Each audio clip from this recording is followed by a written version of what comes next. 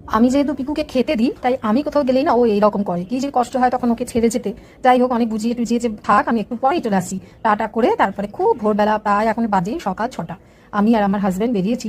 উদ্দেশ্য হচ্ছে ওই যে আপনাদের ছবি পোস্ট করেছিলাম, চুচুড়া স্টেশনের কাছে একটা মাছের আড়ত আছে, সেখানে যাব। আমাদের এখানে তো সেই পছন্দসই মাছও পাওয়া যায় না, আর দামও অনেক বেশি। শুনলাম ওখানে নাকি নানান রকমের মাছ পাওয়া যায়। আমি তো জানতাম এতদিন আড়ত মানে শুধুমাত্র পাইকারি বিক্রি হয়, কিন্তু না, এখানে খুচরো বিক্রি করে। তো এটা হচ্ছে আমাদের হুগলির মোড় এলাকা।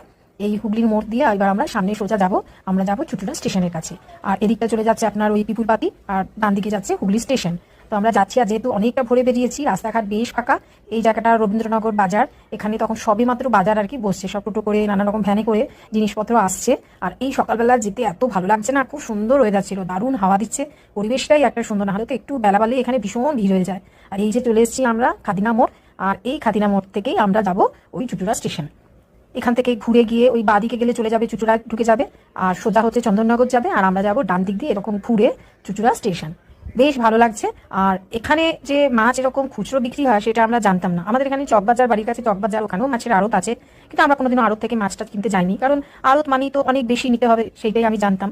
তো চুচুড়া স্টেশন ক্রস করে সামনেই এবার বেশ লোকজন। আর আমরা যখন আগে উড়িষ্যা যেতাম না, তখন তো আমরা এটা দিয়ে যেতাম, তখন আমরা এখানে দেখতাম যে মাছ বিক্রি হচ্ছে, খুব লোকজন। কিন্তু ওই যে জানতাম না এখান থেকে এরকম অল্প কেনা যায়, মানে 1 কেজি 2 কেজি 3 কেজিও কিরকম খুচরো বিক্রি হয়। তো মেনলি এখানে দেখছি বেশ ইলিশ মাছ। আর দেখুন ট্রেন যাচ্ছে, চুচুড়া স্টেশন তো প্রচুর ইলিশ মাছ উঠেছে, বলছে মুম্বাইয়ের, কেউ বলছে গুজরাটের, কোনোটা দীঘার। আর তারপর গলদা চিংড়ি, কত রকমের যে মাছ। আর সত্যি কথা, মাছগুলো এত অল্প অল্প দাম চাইছে। তাও তো অনেকে বলছে আমরা খুব ভরে গেছি তাই, আর একটু বেলা বাড়লে তখন দাম আরও সস্তা হয়ে যায়।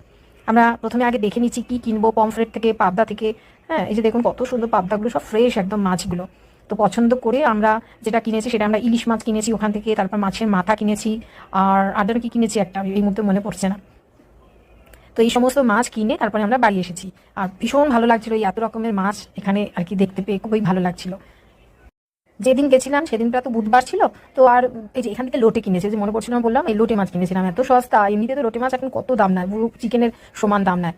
আর এখানে আর কি এত রকমের মাছ ইচ্ছে করছিল সবই কিনে নিই, কিন্তু কত আর খাবো, সেই জন্য 3 রকমের মাছ নিয়ে ফিরে এসেছি। তবে এখানে আমি আবার যাবো।